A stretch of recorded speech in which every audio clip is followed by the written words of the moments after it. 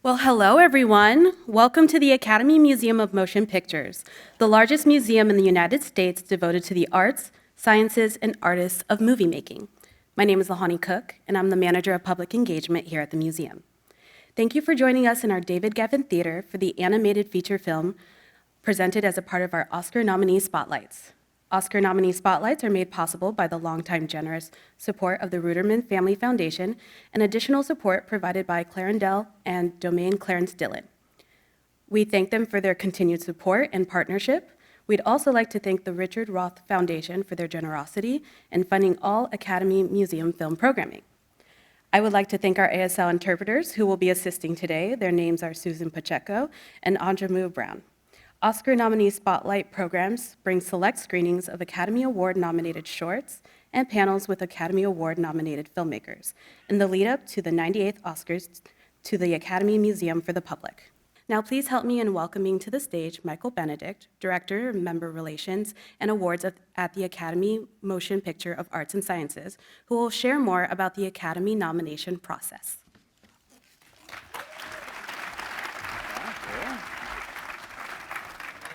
Hi, good afternoon, everybody. Before we start, I want to thank all the staff behind the scenes for making these events happen and fixing some technical glitches you may have just seen. None of this is possible without you. From the projectionist and booth, thank you again, to the theater staff and the security team. Thank you all so much. This also includes our library credits team, our IT department, and my fellow colleagues in membership and awards. Thank you for your year-round hard work as we head to the finish line this award season. And a very special thank you to my partner in crime, Lauren McPhee. We've been working together for close to 10 years, and this category and this event, they're just not possible without you. So thank you so much. Thank you. So who am I? I'm Michael Benedict. I serve as director and liaison of the animation categories and branch. On behalf of Academy CEO Bill Kramer and President Lynette Howell-Taylor, I want to welcome all of you to our annual Oscar-nominated animated feature film panel. The Academy's commitment to cinema and the art of animation extends beyond this category. The Academy has year-round initiatives such as impact programs, museum exhibitions, and member engagement that celebrate and support the art of filmmaking. The Animated Feature Film Award has been honored annually at the Oscars since 2002. This category celebrates global artists, honoring creativity and visual storytelling that brings powerful emotions and worlds to life in ways that only animation can achieve. So how did we get here? Animated feature films can qualify for Oscar consideration by either meeting the Academy's theatrical release standards or by being a country's official selection for the International Feature Film category. When determining the 5 nominated films, voting members from all 19 branches may opt in to participate. Now, when it comes to selecting the winner, all Academy members must watch the 5 nominated films before voting. Voting closed on Thursday, and next Sunday, we'll find out which one of these films will take home the Oscar, becoming the 25th winner in this category. Participating Academy members devote countless hours watching films from around the world, and we are deeply grateful to each of you who volunteered your time to help determine this year's nominees and eventual winners. Now, without further ado, I would like to introduce the animation branch governors. For over 30 years, Marlon West has worked as an animator and head of visual effects at Walt Disney Feature Animation Studios. His credits include some small films, The Lion King, The Princess and the Frog, Moana, Encanto, and Zootopia 2. Marlon's work has helped shape some of the most beloved animated films of our time, and it's truly an honor to welcome an artist whose vision and dedication continue to inspire storytellers from around the world. Next, I would like to introduce this year's Governor Chair, Jinko Goto. Jinko was nominated for an Academy Award for her producing work on the animated feature film Klaus. Some of her other credits include the Lego Movie Part 2, the second part, The Little Prince, The Illusionist, and Finding Nemo. Jinko is currently producing the next animated Spider-Man film titled Spider-Man Beyond the Spider-Verse. Jinko's commitment to storytelling, animation, and supporting her fellow artists is greatly admired. With that, please welcome to the stage Animation Branch Governors Marlon West and Jinko Goto. Thank you.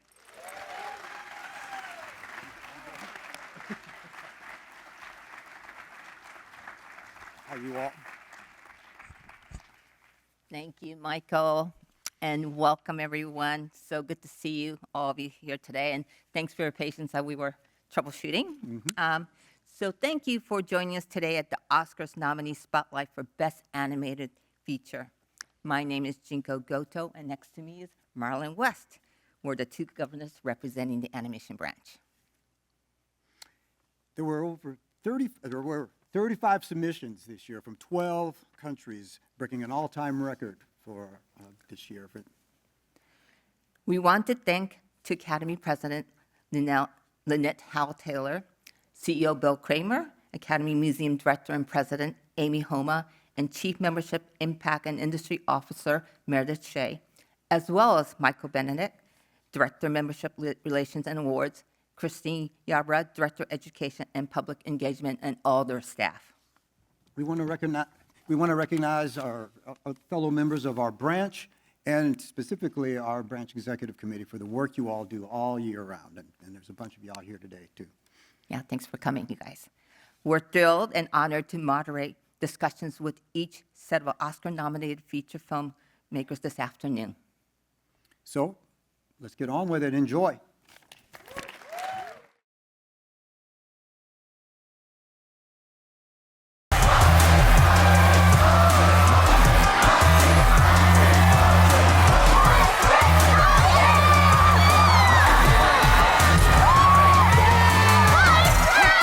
The world will know you as pop stars, but you will be much more than that. You will be hunters.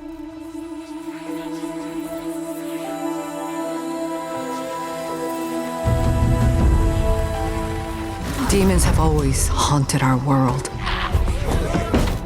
stealing our souls and channeling strength back to their king, Kima. Until heroes arose to defend us, born with voices that could drive back the darkness, singing songs of courage and hope. But hunters are more than warriors. Our music ignites the soul and brings people together. With this connection, the first hunters created a shield to protect our world, the Honmun.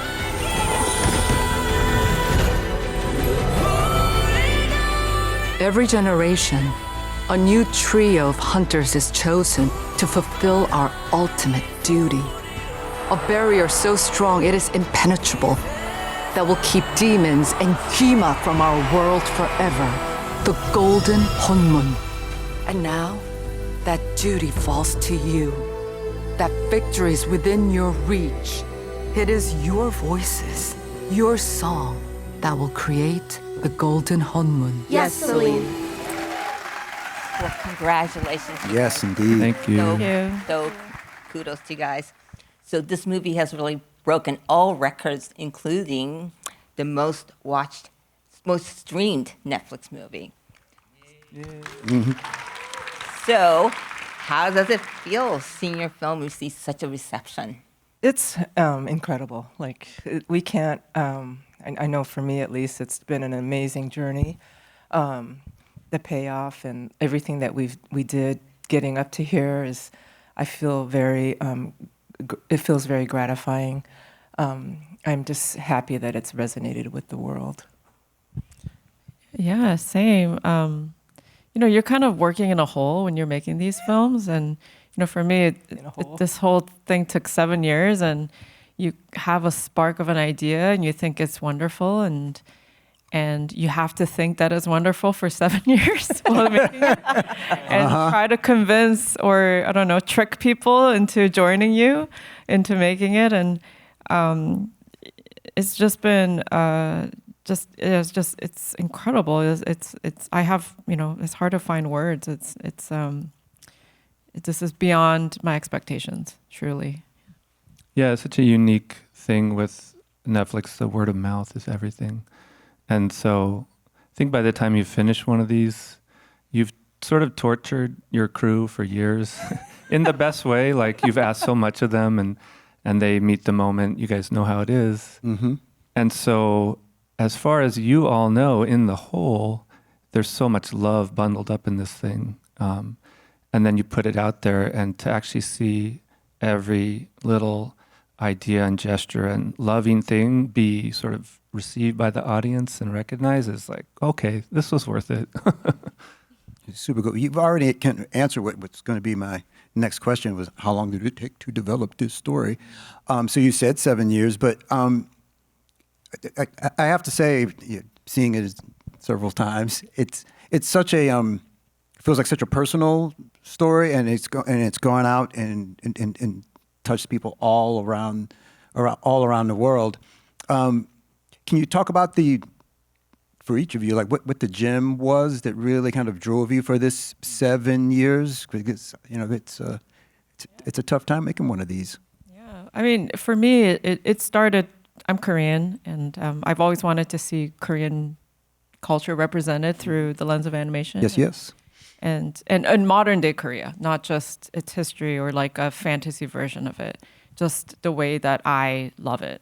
And so that's where the idea came from. And so, and for me, being an Asian female director, there's not a lot of us working in this industry. So that was probably the biggest drive is taking this opportunity and not blowing it, I guess, and not like, taking full advantage of it and not leaving anything on the table and just putting it all out there to see how far my talents can go, and also to not disappoint an entire country, the motherland. You representing that can be very critical. So those were my two biggest drives. I would No say. pressure. No pressure. Yes. You did it. Yeah, you did it. Thank you. They love it too, so it was just great. Yeah. For me, it was, just the initial sign-on was, I've always wanted to work on a film about Asian culture, and knowing that Maggie was a first-time director was kind of scary. But also reading the script and hearing and talking with them, both Maggie and Chris, I felt like this was a big ask. Like, being a movie about Korean culture, an action movie, a comedy, and trying to set the bar. Working at Sony Animation, the bar is pretty high.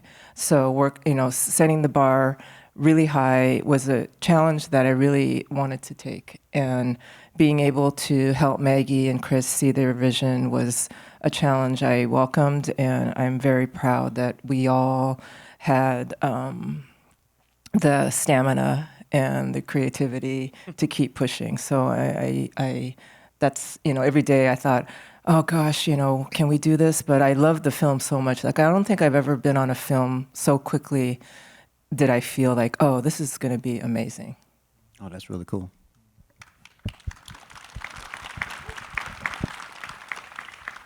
Yeah, it's been hard to explain why this movie is very personal to me. But I think my wife of 20 years is Korean, and she's a writer, and she's sort of like one of the women in this film. So she was always frustrated in the same way that Maggie was, that there wasn't more interesting Korean characters, especially in animation.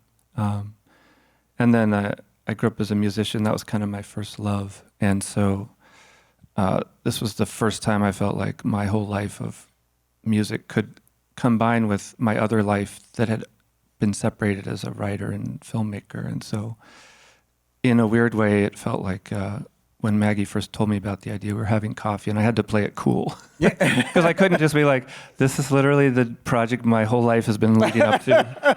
Can't say that. That's how I feel.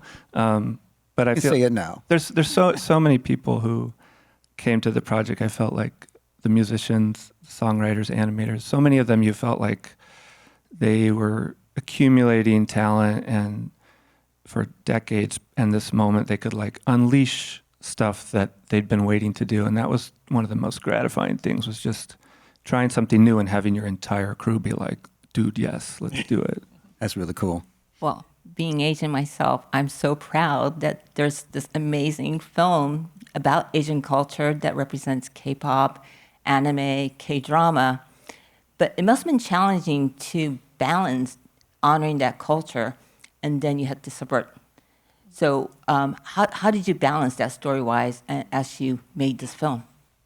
I mean, both Chris and I, just as filmmakers, like we bonded over Bong Joon-ho films and Park Chan-wook films, where you see so much subversion happening and so many different tones being mashed together. I mean, there's, like in The Host, there's a scene where the family is grieving the loss of a child, and then one brother like drop kicks another one, and it turns into this like zany physical comedy, and that really blew my mind, just seeing a scene like that you could do that. And so we wanted to try that in an animated film. I mean, why not? We felt like we haven't seen it yet, and so it took a lot of just trial and error, I would say, but it just surprisingly worked all the time, every time we did it. Every time we pushed comedy, it worked. Every time we pushed drama, it worked. And so, we just wanted to just push everything as far as it could go. And if it broke, then we would just redo it, because that's what you could do in animation. And That's right. so, yeah, we just kept trying. And when we wanted to surprise ourselves. And I think we were our harshest critics. And so we didn't really approve of anything, whether it was animation or the visual look or music, anything, until we felt like it was the best version of what that could be. Well, it certainly shows. So Thank you. Until we ran out of time. That's true. Or Michelle says There's always we're that you're out of problem, time. These films don't finish, they get released. Yes, that's True, right. that's true. Mhm. Can you talk about the character design of the Huntrix, the Sandra Boys are all so unique. I mean, the Sandra Boys actually all seem to have their own little individual intro. Can you kind of talk about the character design journey? I mean, one of the best things about this movie was we basically, every department, we were like, okay, guys, we're going to objectify the shit out of men. We're going to have some hot Korean men. And everyone was like, yay, finally. Even the men. Oh, like, yeah. They were, especially the men, I would say. I mean, Yeah. I want to be Jinu, don't you guys? Come on. But I think that was such a fun, subversion of the norm. Yeah. And then with the girls, as Maggie's saying, we wanted this range from popcorn eyes, like comedically thirsty to, like that's one end of the spectrum. And the other end is like going to someone and telling them that you feel like you need to die. Like, and you had to believe that was the same woman. Mm-hmm. And so the character design really emerged from the needs. Like we needed Rumi to be glamorous and K-pop beauty, but we also needed her to be goofy, but we needed her to truly evoke pain and emotion sometimes. So in working with amazing Ami Thompson, Scott Watanabe, great animation team, yeah, amazing artists. Yep. And we just kept finding those ranges in their expressions and in their performance because the character was asking for it. So it was very inside out in terms of where those choices came from. Super cool. So congrats, because I know you guys have another Oscar nomination for Best Animated, Best Original Song, Golden. Yes. Mm-hmm. Mm-hmm. So can you talk a little bit about, I know, animating musicals are tricky. So can you talk about the process of what it took in terms of pre-production planning, as you had so many incredible music in the film? Well, we started with partnership with the Black Label, who wrote several of the songs, but we knew that we wanted to have different songwriting teams because the tone of each song needed to be different. So, we worked with our Sony music team, Spring Aspers, who helped us find songwriters in the K-pop world. We brought in our executive music producer, Ian Eisendrath, who comes from musical theater. So with that team, we already married pop songwriters, along with someone who was able to tell narrative through song. So we had the Black Label, Ian, and then we had Jenna Andrews and Stephen Kirk, who wrote a couple songs, and then also Lindgren, who wrote another song.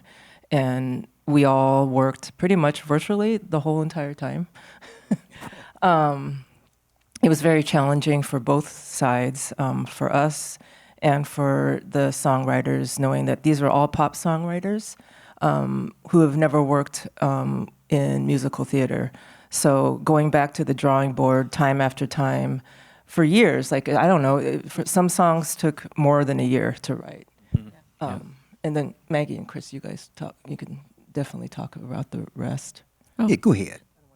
Never mind. Yeah. Oh, okay. Oh, it's a negative number. You're in the We're in the negative red 20 now. seconds. It's okay. You can answer that question. Well, it's just nobody had done like a musical with pop songs like this before, and so we didn't really have something to look to as an example, and so we kind of had to like build the train as we were going full steam ahead, basically. And so, a lot of it was like figuring out what the process was, and we got better at it. But ultimately, it's all story focused, like everything else. And so, that when we fully realized that, it was like oh no, this is hard too. Like, we thought the music was going to be fun, but I mean, it was fun, but it was just challenging because it was just another layer of story that we had to kind of, get past. So.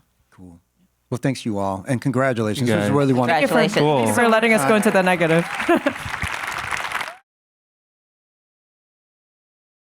Hello, everyone. Good evening, and welcome to the Academy Museum of Motion Pictures, the largest museum in the world devoted to the arts, sciences, and artists of movie making.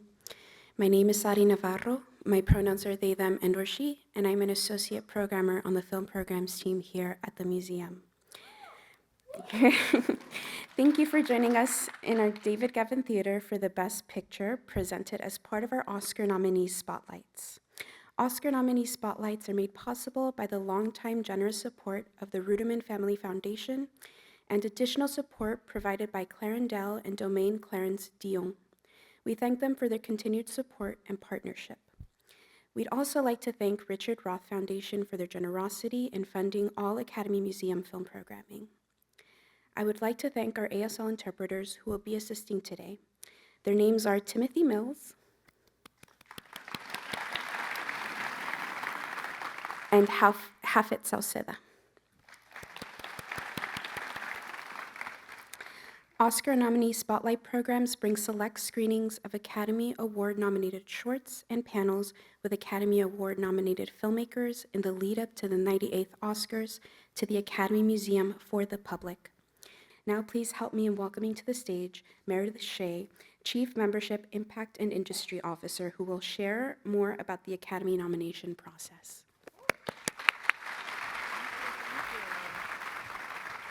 Hello, everyone. This is wonderful. There's nothing better than a full theater. Thank you so much for joining us this evening. I want to extend my thanks to Amy Homa and the entire museum team for the incredible work that they do at this institution every single day. And on behalf of Academy CEO Bill Kramer, President and producer Lynette Howell-Taylor, welcome to the David Geffen Theater. I'm thrilled to be here with all of you to celebrate the 10 Best Picture nominees for the 98th Academy Awards. And we have quite the race this year. It's been a tremendous year for movies, and many of you may be asking, how did the Academy get to 10 films? In 2025, 201 feature films were eligible for Best Picture consideration. All the films met the Academy's qualifying theatrical requirements and our representation and inclusion standards. The producers that you will hear from tonight are those who have been declared eligible for nomination by virtue of receiving the Producers Guild of America's mark or awards determination. That means that the PGA has identified them as key producers that performed the majority of the producing and decision-making functions. Thank you to our colleagues at the PGA for the information that they provide all of our branch executive committees. The key about Best Picture voting, unlike other Oscar categories in the nominations round, every active Academy member can vote in this category. Academy members from all 19 branches voted in January, submitting a ballot of up to 10 films in ranked choice order from the list of 201 eligible films. Think of it like a member submits their top 10 list. I imagine many of you here in this audience have your own. The Academy's global membership is made up of 11,000 film industry professionals representing all disciplines, actors to costume designers to film editors to visual effects. This means the 10 films nominated this year are the most accurate reflection of the global filmmaking community's definition of cinematic excellence. I want to extend my sincere gratitude to every Academy member who watched films and cast their ballot. Your participation is the lifeblood of the Academy, so thank you very much. It's a lot of films. They definitely deserve a round of applause. They see a lot of movies. Before I introduce today's moderators, I want to take a moment to recognize and thank the Academy staff behind the scenes that makes this category happen. My sincere thanks to the library credits and IT teams whose support of the awards process is invaluable, and to the Member Relations Awards Administration team who lead the producers branch 365 days a year, Natalie Wade, Clark Eglinton, Kathleen Dimple, and Lily Iwohi. Thank you for your support and your dedication to filmmakers and the Academy's mission. The Academy's commitment to cinema extends beyond the Oscars. The Academy has year-round initiatives such as our global talent development programs. We have our Gold alumni here with us tonight in the audience. And we have museum exhibitions as well as member engagement that celebrate and support the art and science of filmmaking. I want to thank the Academy's Board of Governors for their leadership and commitment to advancing this vital work. And a special thanks to Producers Branch Governors Lynette Howell-Taylor and Jason Blum, who could not be here with us tonight. It is a true privilege to be able to introduce the two women who will be moderating tonight's panel. These are two producers who are both fierce advocates for filmmakers and the profession of producing. F.E.T. Brown serves on both the Academy's Board of Governors and the Academy Museum's Board of Trustees. That is a lot of service. And her producer credits include the seminal Real Women Have Curves, Dear White People, and The Inspection. Jennifer Fox received a Best Picture Oscar nomination for producing Michael Clayton. Additional film credits include Syriana, Nightcrawler, Good Night and Good Luck, The Informant, and We Need to Talk About Kevin.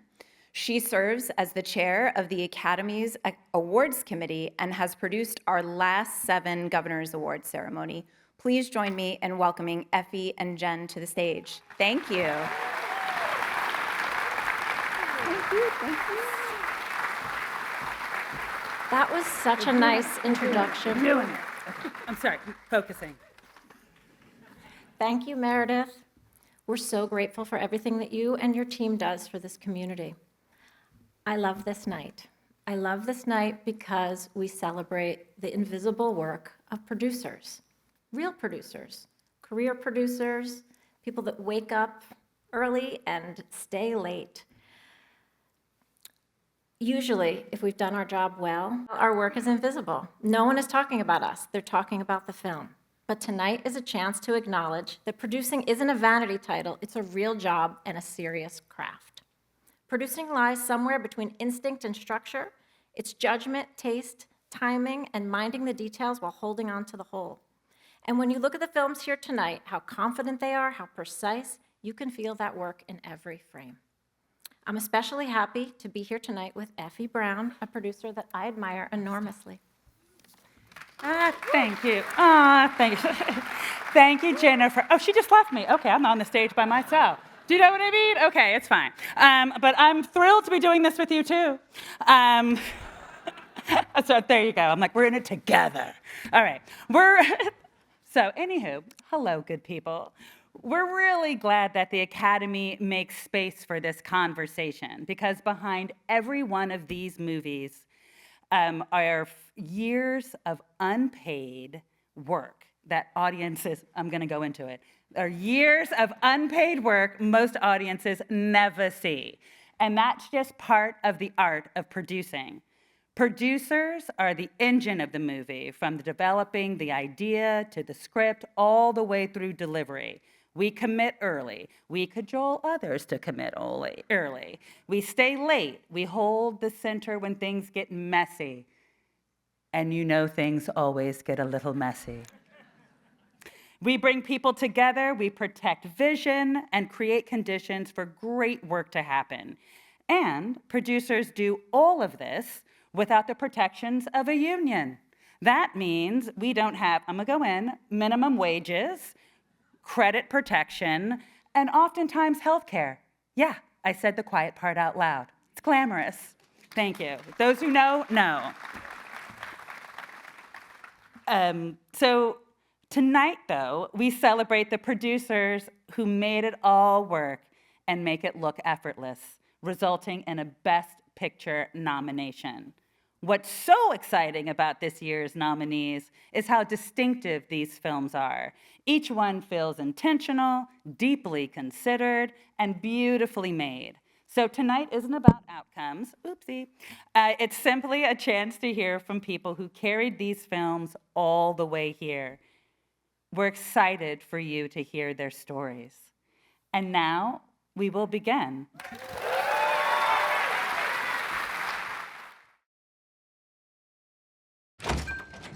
What's up, guys?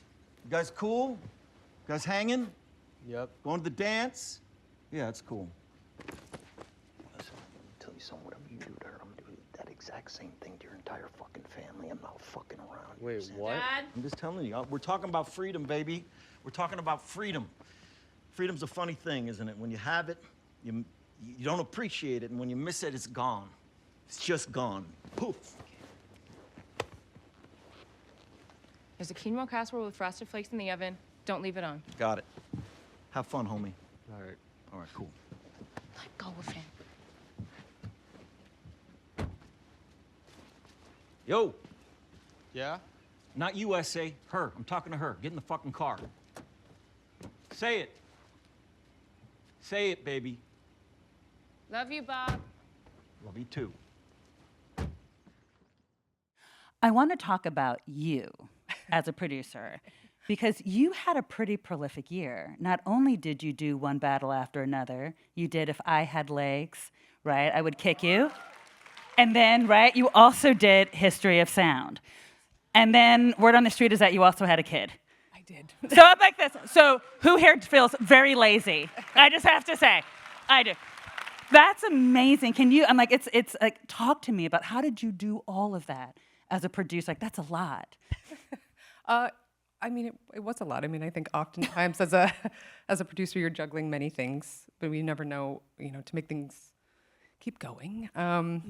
But juggling a lot of things, had a lot of things up in the air, and usually they sort of find their organic, sequencing. And in this case, they all kind of came together because of the cast availability all at the same time. Oh, the cast is what led it. Yes. Was there a lot of overlap? There was some overlap in the production and prep, which was not ideal. That's not really how I like to produce. I'm pretty hands-on. I like to be on the ground throughout the entirety of something. And I did have to go back and forth during production, but no, it was wonderful. And they, I will say this was in 2024, so 2025 was mostly about finishing them all and had the opportunity to focus on putting them out, making sure they came out into the world the right way. But. Amazing. I just have to do a kudos to you. I had to start out like, just so we all know. Truly.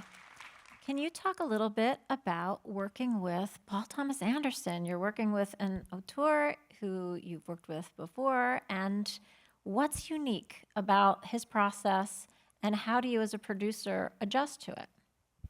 Yeah, I mean, working with Paul is one of the greatest honors of my career. I think I had known him, or rather, I met him through Philip Seymour Hoffman. I worked for Phil for many years. Yeah, and so I was aware of his work, and Phil had worked with him on many films. And after Phil passed away, we stayed in touch, and Paul called me he wanted to come to New York and work on some music videos. And I had been working in low-budget production, and he didn't have any money to make the music videos, so he was like, I think this could be a good team. So we started making music videos. We did Joanna Newsom and Radiohead and Tom York, Singularly, and Haim. And so we did a series of music videos. And then the first opportunity we made a feature was Licorice Pizza during the pandemic. Working with Paul is an entire education. I mean, he loves the process. It's very much about the process. Like he lives his life through making films. They're not separate from one another.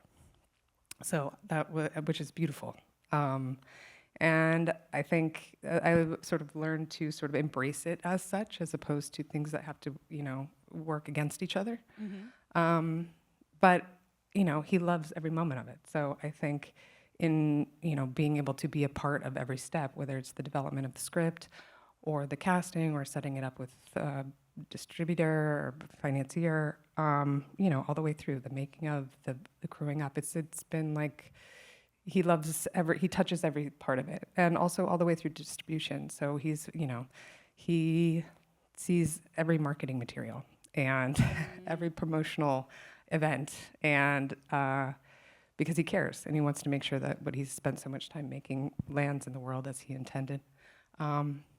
So it's an opportunity at every film to do something big and new and in a different way. And I think he's always trying to think about how to entertain an audience. So, which is why, I think Paul brought back all the 70mm projectors. And then he was like, well, all right, let's do VistaVision. So we did VistaVision on this last film. But I think, he's always trying to keep it interesting. And it's an incredible opportunity. Right on. So One Battle is, I really love the movie, and it's pretty sprawling, and it's a lot of tips and turns and all that good stuff. What was the hardest part about producing this movie? Like, what demanded the most of you? Was it the casting? Was it working with, newer actors who had to work with, like, veteran actors?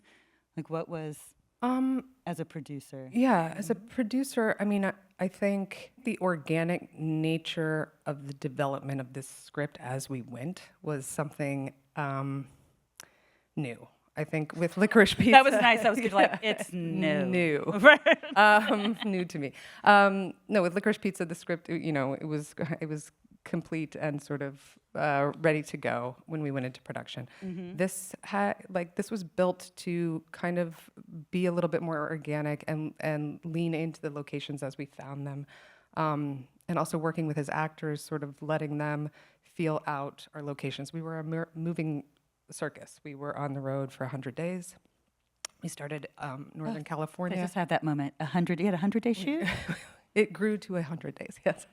But I think, we kind of had the flight plan in terms of where we were going and what we were trying to capture everywhere. But I think, as the actors sort of came in and out and realized sort of what was there and what we were building, I think things shifted in ways. And so it was about, with my line producer, Will Weisky, and Adam Sumner, my producing partner, there was a lot of pivoting and reorganizing along the way, and like buying ourselves more time. And we were a big crew. And so it was being able to accommodate and shrink appropriately in order to stay somewhere or send a team ahead. And it was, a lot of reorganization, which is every production, but this one felt there was a lot of unknown. You said that with a smile. A lot of unknown. You hinted at a question that I had about the locations and the process. I wondered about sections of the film, like the incredible driving sequence in the hills. What came first? Did you find the location and then have the idea? Did you have the idea, look for the location? How did that come about? I mean, Paul's script, to be clear, I mean, everything was fairly scripted in terms of what we were looking for. I think it's just what it looked like changed. But he intended for there to be an incredible chase sequence. French Connection is something that he often referenced. And while we were scouting for something else, actually, they were in these what we call the River of Hills, which is east of Borrego Springs. And it was nighttime actually when they were driving through it, but it was like terrifying because they would come up over these ridges and you couldn't see what was on the other side. And they were like, well, what if something was parked on the other side? And Paul was like, okay, this is good. So that became, again, like something that just organically, found its way as we were scouting for something else. Amazing. Earlier, you were talking about all the films that we were asked you about all the films that you were doing, and you were saying cast availability was sort of a guiding factor of what went when. Can you talk to me a little bit about the casting process of One Battle After Another? Because that cast is fabulous. Chase, Leo, okay, I'm calling him Leo. I've never met him, but you know what I mean? Like we're best friends, But can you talk a bit about that? Yeah, Paul, always wanted to make a movie with Leo, and I think had... Because you know him, you can call him. Leo. Okay, good. All right. My bestie, Leo. No, they had wanted to work together for many, many years, and I think that, so Paul kind of was writing it, obviously, with him in mind, you never know. And so that was sort of, at the core, I think. But Chase, too. Like, Chase was somebody that we had been, and Paul, even before, he's been developing this project for so long that this search has happened before. And I think it was really in finally finding her that I think he was like, okay, I think we can go. And also we have to go now because I don't want her to grow up. So she was the one that was like, we got to go. Let's go. Yeah. Nice. So I think that sort of like got everything rolling and we sort of gained the momentum. But like Benicio, obviously, he had Okay, can we written talk about that scene? Yeah. I love that. Come on now. Okay. Like, a few beers, right? Yeah. No, Benicio, I think that role was made for Benicio. And I think, I've talked about this before, but it was something where he was also attached to another film at the same time, and he that film got together before we did, and so we lost him sort of right at the tail end of our prep period, right before we were about to start shooting, and so we very quickly, and again with like the skills of Will and Adam, reorganized so that we could actually build in a 7-week hiatus into the shoot, which. Ooh. Well, yes. Okay, that's a lot. Okay, it was a long hiatus. Worth it entirely. Obviously. Yeah. But we, and also it afforded us a lot of amazing benefits. Actually, that break, we got to cut together the opening sequence of the film, see what worked, see how how it was going to feel in order to like more strategically target the rest of the film. Mm-hmm. But yeah, we did, obviously, there was no question we were going to hit pause for Benicio, and we didn't want to push the whole thing forward because we were so close to shooting, so we built in that break. That's great. The film had such a huge cultural impact, and it feels like it speaks to this moment in a really interesting way. Did you have a sense of that while you were making it? Did you anticipate that this film is for now? I don't think that we could have anticipated just how for now it would become, and unfortunately so. But yes, I think just due to the nature of how we were shooting it, I think it was, we were embracing the things that we came upon. We were shooting in El Paso, which is a border town, Texas. Mm-hmm. And so we started to really like embrace and shoot towards the things that we were seeing. So yeah, I think it was part of the organic nature of it, but I think, as we were shooting, I think we did start to, shades of what was to come was starting to come. And no, I think we didn't want to also get bogged down in that. I think also, like, even in the edit, I think it was very much about that core relationship and wanting to be the driving force and it all to be a little bit circumstantial, but I think, it points to an unfortunate scenario in the United States today. Yeah. Thank you. You like this? And what a great note to end on, huh? Yeah. All right. Hi, everybody. No, congratulations. Congratulations, and thank you.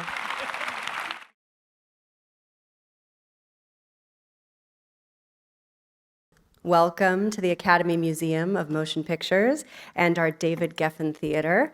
The Academy Museum is the largest in the world devoted to global cinema and to the arts, sciences, and artists of movie making. My name is KJ Relf Miller. I'm the Director of Film Programs here at the museum, and I want to thank you for joining us tonight for the International Feature Film Program presented as part of our Oscar nominee spotlights. Oscar nominee spotlights are made possible by the longtime generous support of the Ruderman Family Foundation and additional support provided by Clarendell and Domaine Clarence Dillon. We thank them for their continued support and partnership, and we'd also like to thank the Richard Roth Foundation for their generosity in funding all Academy Museum film programming. I would like to thank our ASL interpreters who will be assisting today. Their names are Abuhu Zeniga and Efrain Fuentes. Keep it going for them. Nominee programs bring select screenings of Academy Award-nominated shorts and panels with Academy Award-nominated filmmakers in the lead-up to the 98th Oscars to the museum for the public. Now, please help me in welcoming to the stage Dilcia Barrera, Senior Vice President, Member Relations, Global Outreach, and Awards Administration with the Academy, who will share more about the Academy nomination process. Dilcia? Thank you, KJ. Good evening. On behalf of Academy President Lynette Howell-Taylor and Academy CEO Bill Kramer, it's my honor to welcome you all to this program, which celebrates these wonderful films in the international category. I'm very fortunate because I get to work with international filmmakers all year long, but specifically, I get to work with this category. In 1956, the Academy's Board of Governors established the Best Foreign Language Film to promote the relationship between American films and countries outside of the US. 70 years later, the relationship is stronger than ever, and the Academy continues to honor this commitment to global filmmaking via global programs and events all over the world, two international committees, and this award. The category continues to evolve in response to the changes in international filmmaking. In the past years, the category has reinforced regulations and parameters for the submitting countries. And the 98th Oscars this year, for the first time ever, a rule was codified which included individuals of refugee or asylum status as representatives of the country of residence where they live.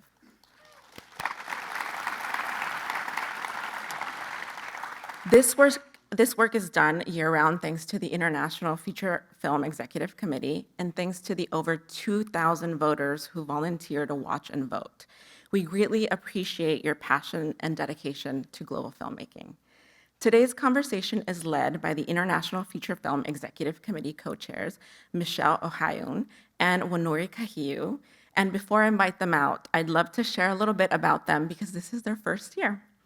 Michelle is an award-winning director, writer, and producer. Born in Casablanca, she graduated from Tel Aviv University, and her acclaimed documentaries include It Was a Wonderful Life, Cowboy de l'Amour, Steal a Pencil for Me, SOS State of Security, which premiered at the Berlin Film Festival, and Color Straight Up, which was nominated for an Academy Award. Michelle is a member of the DGA and the WGA, co-founder of Cinewomen, and founder and CEO of Kavana Entertainment, dedicated to promoting global content that inspires and heals the world. Wanori is an award-winning Kenyan filmmaker, writer, and speaker known for bold storytelling that centers African joy, resilience, and radical possibility. A graduate of the University of Warwick and UCLA's Film MFA program in directing, she is the director of Washington Black and the director of Look Both Ways. Her earlier films helped define a new wave of African cinema. Rafiki in 2018, the first Kenyan film to screen in Cannes, From a Whisper in 2008, and Pumzi in 2009, a short sci-fi film that premiered at Sundance and is now part of permanent collections at major institutions worldwide. Wanori is a member of the WGA and the DGA, and in 2019 was included in Time 100's Next List. It is truly my honor to get to work with both these amazing filmmakers and collaborators, and it's my honor to welcome them to the stage.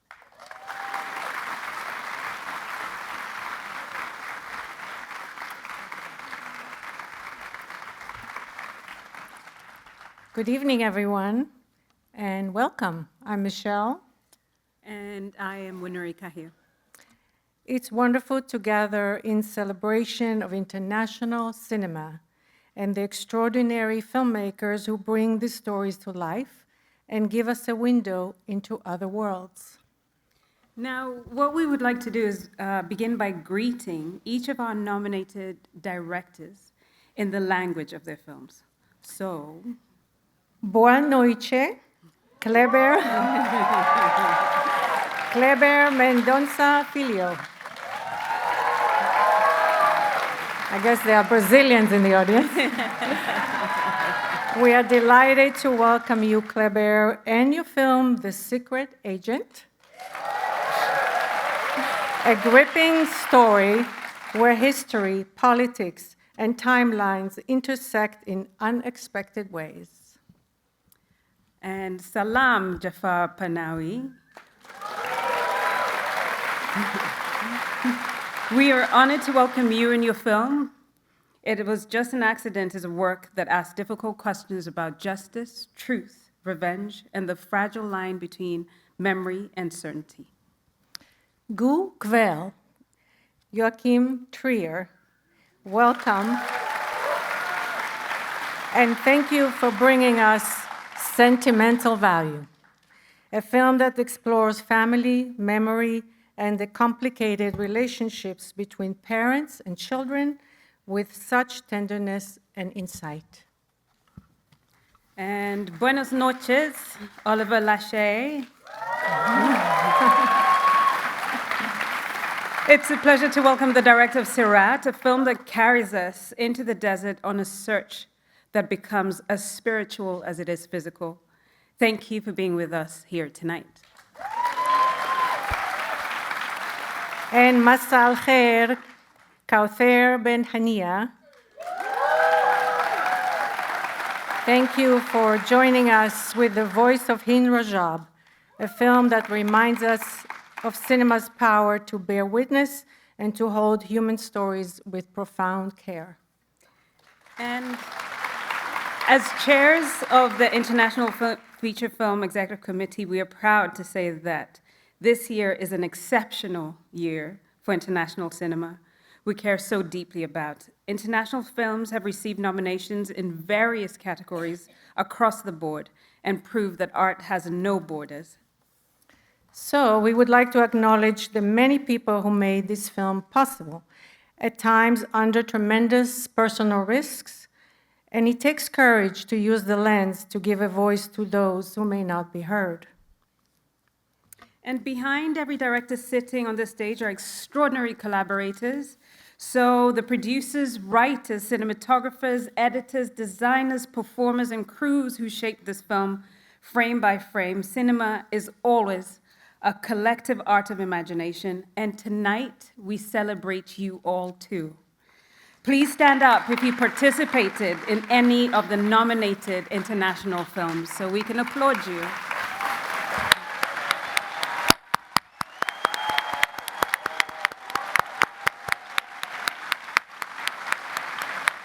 Thank you for your brilliant work.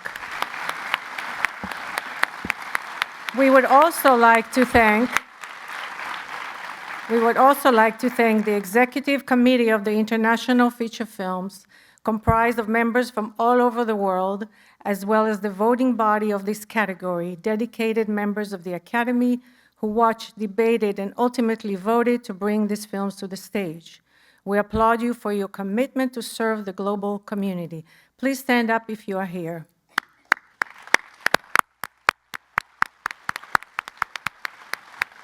And thank you to Dilcia. Thank you to Dilcia and Meredith from the Academy who have been supporting this process all along. And to our extraordinary filmmakers, thank you for trusting us with your stories, your realities, and your imagination.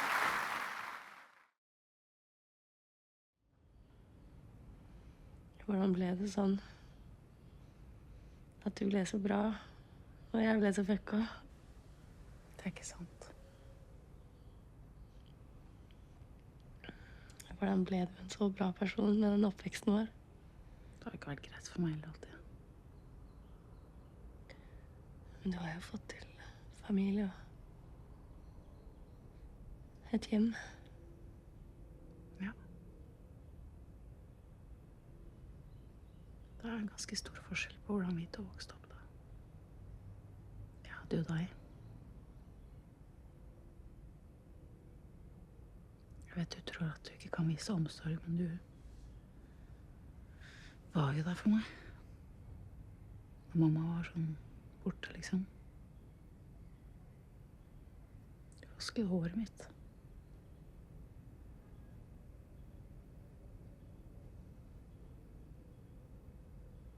Gredde meg og fikk meg på skolen. Jeg følte meg trygg.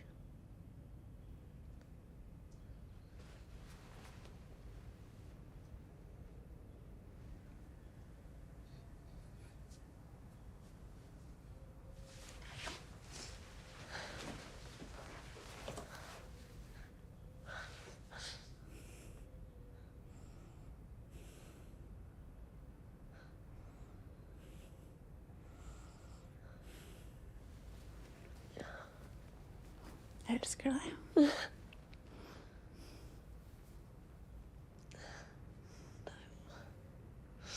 Jeg elsker deg. Mr. Trier, you have...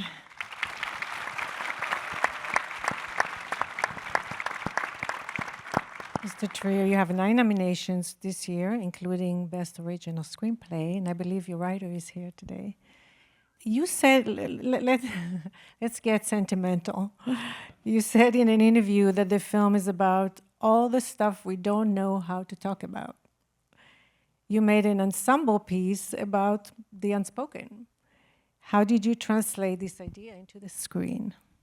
Thank you. Yes, let me acknowledge that one of my oldest and absolute best friends in the world, Eskil Vogt, I worked with him on short films.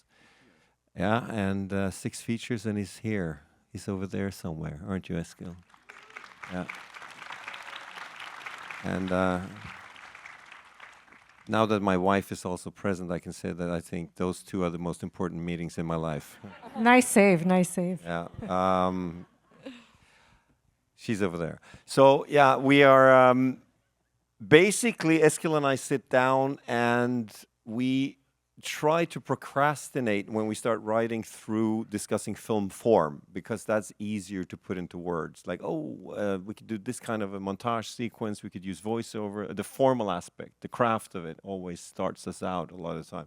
But slowly, as we are spending every day together during our writing period, life seeps in, you know, and it's this thing of being in the middle of life. We realize now after these 6 films, our parents are still around. We both have kids, and we realize that however much you want to give good advice to the young ones, you are also transferring things that are unspoken, things that, you know, are hard to put into the social language. And I think I for one come from a family where I know that there have been trauma, particularly from the Second World War and my grandfather's imprisonment and all these things that were hard to talk about in my parents' childhood, I'm sure, and how that affected them and how that's affected me. And Eskil and I talked a lot about those unspoken things, or just between siblings, the fact that all these other energies are at play that we don't really have a social language for. And so your question was, how do we do? I don't know. I mean, we do our best. We try to find film form that can somehow express things that we don't know how to do otherwise. You know, I was kind of, I wasn't great in school when I grew up. I kind of half dyslexic. I love to read books, but I do spelling errors. I don't know how to paint or be a musician. I got kicked out of bands because I was a bad drummer. So movies were kind of a way to express myself, and I have this kind of band of people that I've worked with for many, many years now, several of them for 25 years. So together we try every time to find a way to talk about personal stuff at the stage we are in life and hope that it makes sense to others. I find it very interesting that all of you are using a lot of silences in the film. Speaking about the unspoken, there are a lot of silences, very potent and powerful silences. And you're not afraid of that, any of you, and that's beautiful. Thank you. That's a big compliment. To all of us. The film is about an absent father and his relationship to one of his daughters, for sure, or lack thereof, which is a story that affects many working parents. How much of your own memories, if at all, did you dramatize, and how do you allow that personal vulnerability into telling of the story? Yeah. You wanted good question. You guys Yeah, it's interesting because I've been asked a lot whether this film is biographical, and I feel that it is and it isn't. It's more about the biographical. What is that strange process of creating something from a personal place and then abstracting it into characters and then having enough distance to them so that you can re-engage with them without feeling that you either have to protect or contempt, or that you try to see characters in sort of multifaceted, three-dimensional ways, ideally, because I'm more curious to ask questions about people than to judge them. So I think that's what's the driving force when I work with Eskil, the co-writers, the whole team. Several of them are here, the actors. Those are the questions we're asking. And I think in this case, also, I'm interested in a certain type of male vulnerability.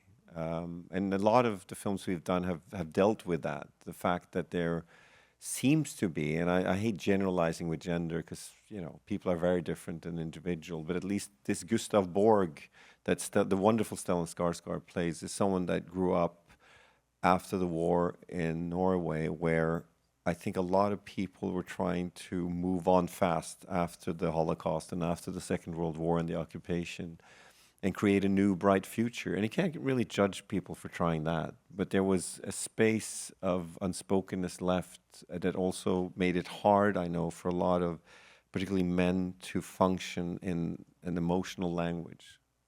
Maybe that's a language we all, regardless of who we are missing to some extent, leading back to your first question. But we were interested in trying to start with the judgment of children towards their parents and then trying to turn it around and to look at someone that has great faults, but try to see that inside that person is also someone struggling with loneliness and disconnectedness. And I think the theme of reconciliation, but also trying to not, it's baby steps. I was trying to avoid a story where everyone talks at the end and it's all fine, because that's not necessarily how grief and those things one didn't get works, So this was our attempt at that, to try to see if there are different ways of being together. Sometimes it was interesting, I was in a radio program discussing the film, and there was this very sophisticated and wonderful Norwegian psychiatrist speaking about parent-child relationships.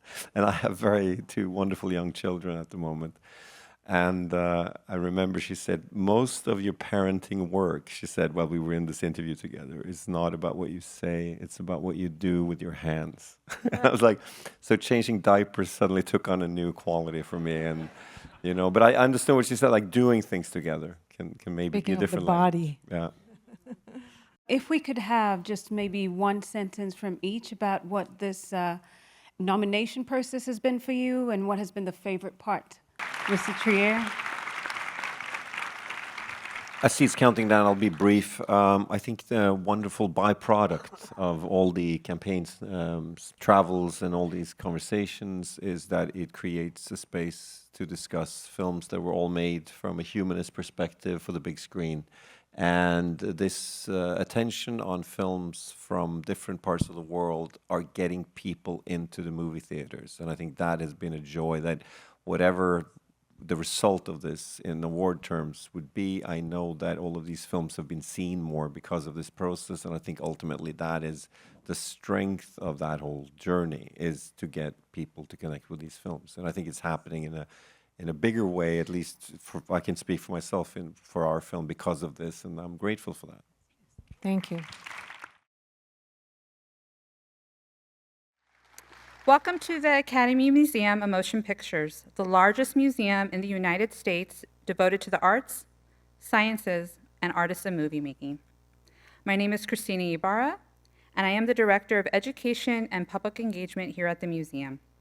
Thank you for joining us today in our David Geffen Theater for the Makeup and Hairstyling Symposium, presented as part of our Oscar nominee spotlights.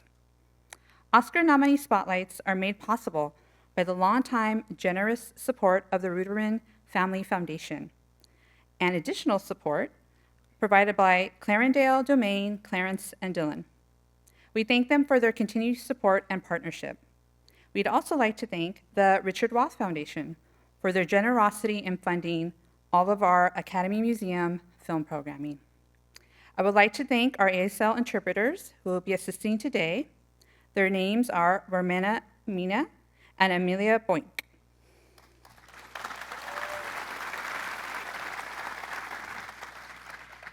Oscar nominee spotlight programs bring select screenings of Academy Award nominated shorts and panels with Academy Award nominated filmmakers in the lead up to the 98th Oscars to the Academy Museum for the public. Since last Friday and across 8 programs and 2 lobby showcases, we have welcomed 8,000 people to the museum during this Oscar season, as well as 500 guests for our Academy Awards history tours. I want to take a moment to express my gratitude to all the teams that make these programs possible. Theater operations, our projectionists, AV, talent relations, security, facilities, visitor services, education and field programs, and so many more. Now please help me in welcoming to the stage Michael Benedict, Director, Member Relations and Awards at the Academy Motion Picture of Arts and Sciences, who will share more about the Academy nomination process. Thank you.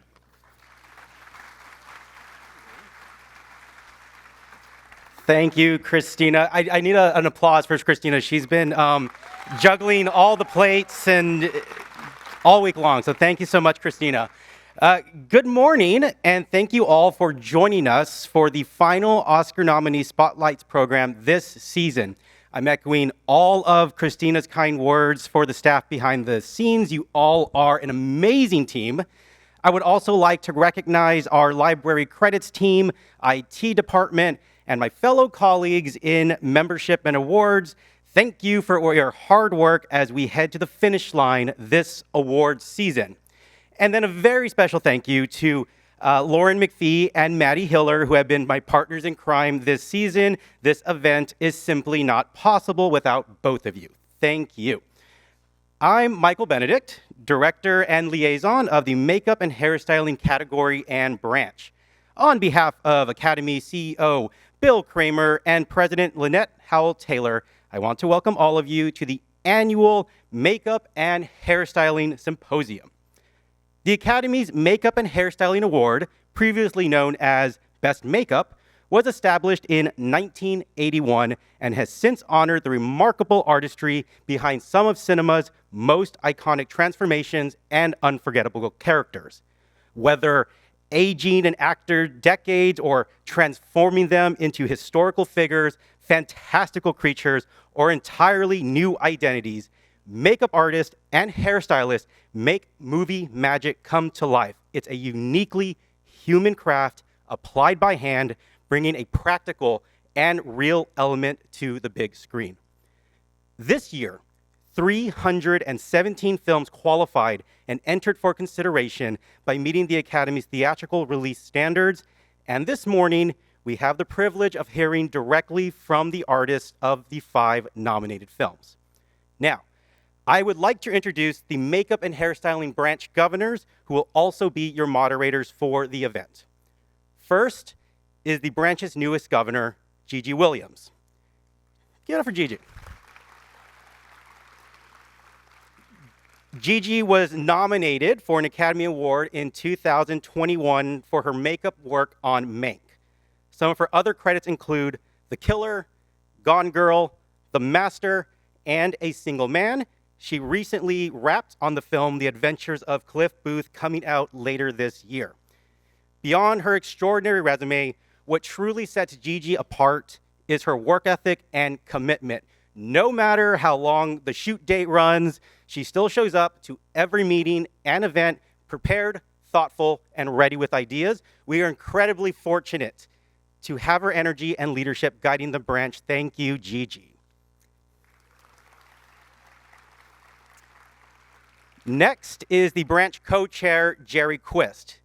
Jerry has been a makeup artist in the film industry for over 40 years. His film credits include Star Trek VI, The Undiscovered Country, Mr. Holland's Opus, Tropic Thunder, Drive, and The Sixth Sense. He's received 5 Primetime Emmy Awards and 17 Emmy nominations. Beyond the accolades and body of work, Jerry is someone who leads with generosity, humor, and a deep respect for the craft. Whenever you talk to him, you're reminded why we love movies in the first place. Jerry, thank you for everything. And finally, this year's branch chair, Linda Flowers. Linda is an accomplished hair designer whose credits include The Social Network, There Will Be Blood, The Hunger Games, and Spider-Man: No Way Home. Linda is truly one of the best in the business. Beyond her talent, she brings a warmth and generosity that everyone feels the moment she walks into a room. I've been lucky enough to have worked alongside Linda on Academy Business for the past 6 years. And I've seen firsthand just how much heart and dedication she puts into everything she does. Linda, thank you for 6 incredible years of leadership. Thank you so much, Linda. And so with that, without further ado, please welcome to the stage your governors and moderators, Governors Linda Flowers, Jerry Quist, and Gigi Williams.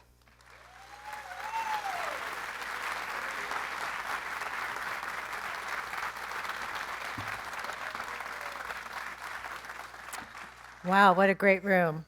Thank you so much for being here with us today. I'd like to say hello and welcome to the Makeup Artists and Hairstyling Symposium at the magnificent Academy Museum of Motion Pictures. Stunning, stunning theater. What a great venue to celebrate the Oscars and all our nominees with you this morning. This event was originally conceived by Branch Governor Leonard Ingerman years ago. Though Leonard is no longer with us, yes, thank you. He was the visionary for this. Though Leonard is no longer with us, we are proud to carry forward the vision he conceived. Only that was only grown with each passing year. Leonard never missed the symposium, and I know he is with us here in spirit this morning. Thank you, Leonard, and we miss you. I'm Linda Flowers, the chair this year. With me is Jerry Quist, vice chair, and Gigi Williams, our third and newest governor. I also, thank you. Yeah, give him some love, come on. I want to also thank our fearless leader, Academy President Lynette Howell-Taylor, our visionary Academy CEO Bill Kramer, who's just not another pretty face, Academy Museum Director and President Amy Homa, Chief Membership, Impact and Industry Office Meredith Shea, that's a lot, I had to practice that, for helping orchestrate Oscar season here at the museum. And of course, we'd also like to recognize our heroes, Michael Benedict and Laura McPhee. Thank you so much for your hard work year-round. Yay! And of course, we can't forget our branch members and our wonderful executive committee. Thank you for your commitment and the passion you bring, not only your craft, but supporting our fellow artists. Thank you. Jerry? Good morning and thank you. Thank you for being here. Now, let me explain a little about how we got to the 5 nominated films. The Makeup and Hairstyling branch meets throughout the year to discuss the films released that may have strong makeup and hairstyling work. At these meetings, we encourage members to watch as many films as possible to ensure that we have eyes on all types of movies from all over the world.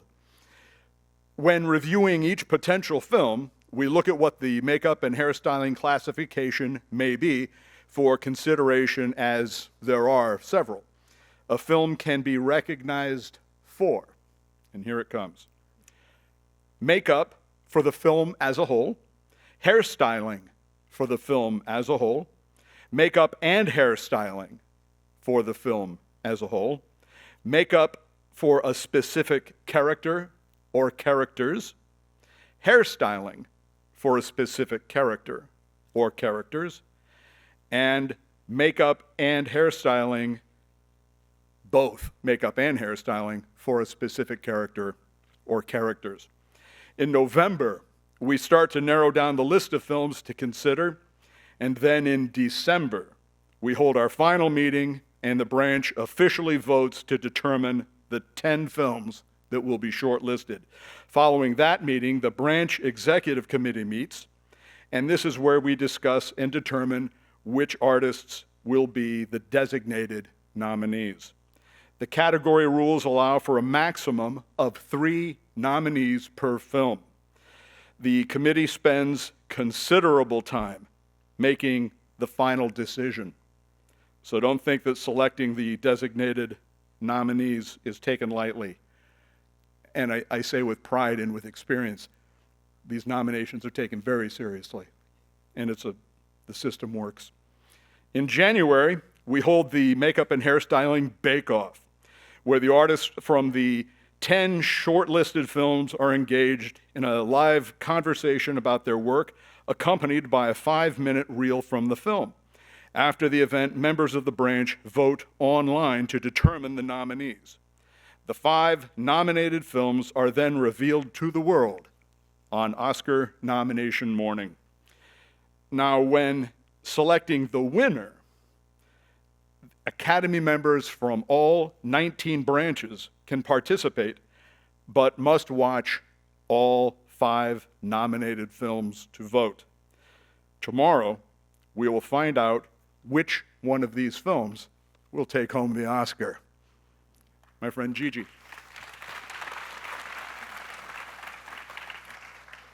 Today, we'll be meeting this year's nominees from the 5 outstanding films.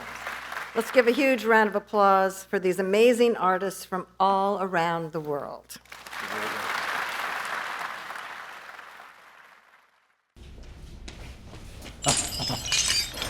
Come on. There. He's still getting used to his surroundings. It is strong. William, you did it. It's so strong. You did it. All its systems are functional, all healing. And the healing is erratic, yes, but exceptional.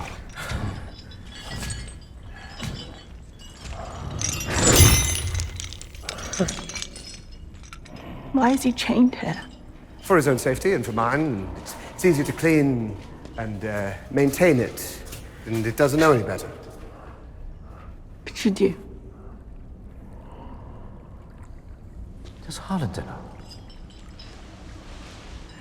We have to prepare everything for the moment he returns. Of course. And have everything presentable. Is it intelligent?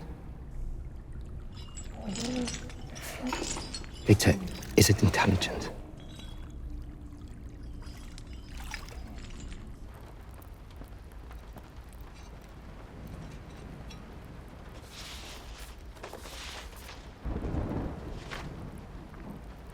I can't fathom how exactly you did what you did. Its dimension does not escape me. Victor, did you ever ask yourself, of all the parts that make that man, which one holds the soul?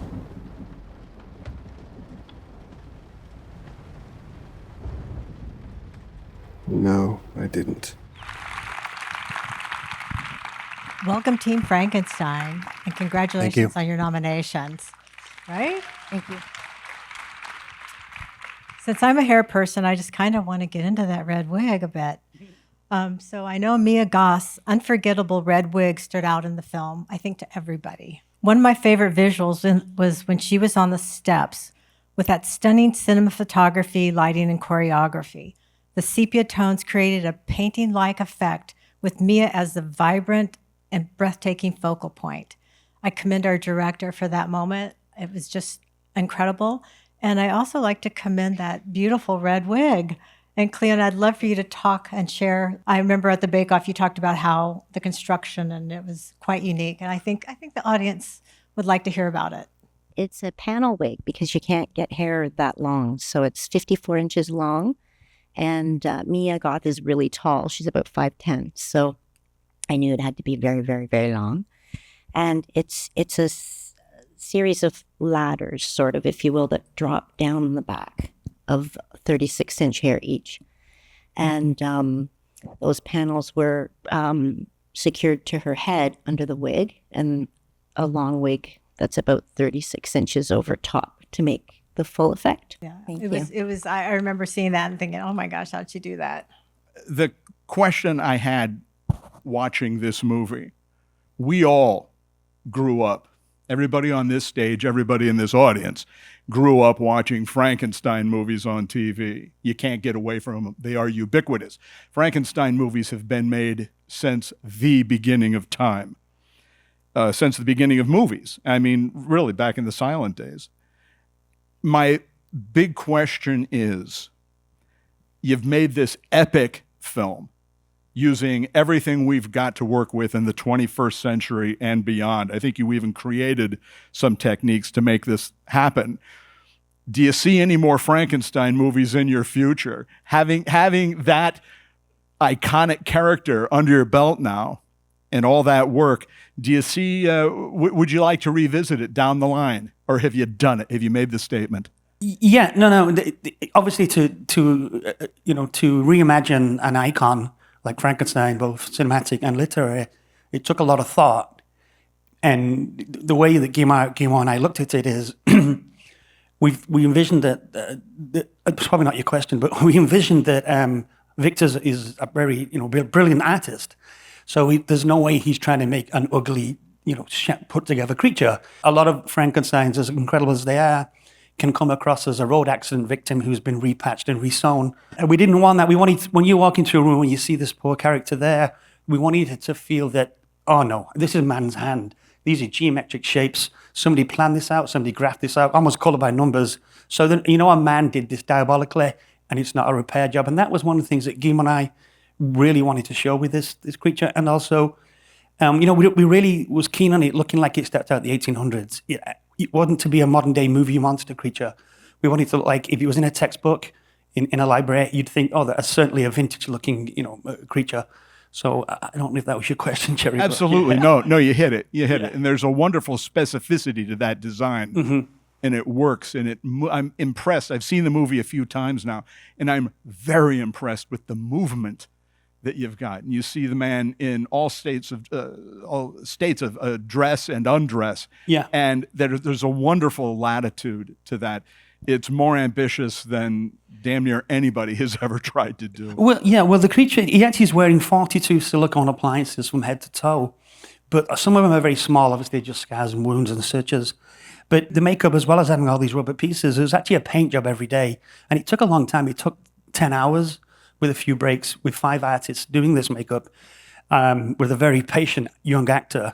So the makeup took so long because it was a paint job. We had to remarble him every day, so to speak, from head to toe, because I didn't want to cover him in too much rubber. I didn't want him, if you're going to get a physique like Jacob Elordi, who's 6'5" with an athlete's body, you don't cover it up, because that's what Frankenstein was trying to make. So don't cover it up. And I'm sure a lot of people were happy with that. Yeah. Thank you so much. And now Gigi. Hello. Could you each share your experiences in the film industry? How long have you been involved in filmmaking, and at what age or stage in your life did you realize your passion for creating imaginative worlds? And you've got a minute and a half. I think Jerry's already touched on it. I think everybody up here, and I'm sure most of the people in the audience, were inspired by James Whale's Frankenstein and the brilliant makeup. No, I mean your life. Jack Pierce. Oh, I'm going. Your life. I'm going there. Okay. Jack Pierce's incredible makeup on Boris Karloff, and from the time I was a little kid, the first time I saw that movie, it was tattooed on my brain. It's, you know what I mean? And I can speak for all of us, I'm sure. So that's sort of how it started for me. And, sitting in the bathroom on the counter, the vanity with my feet in the sink when I was 8 years old, sticking latex on my face, cotton and tissue, and freaking everybody out in the house. Fake wounds.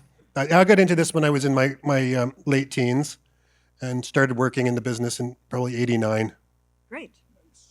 Now, working with such a talented director on Frankenstein must have been an incredible experience. And I'm honored to introduce Mr. Guillermo del Toro, who graciously accepted our invitation.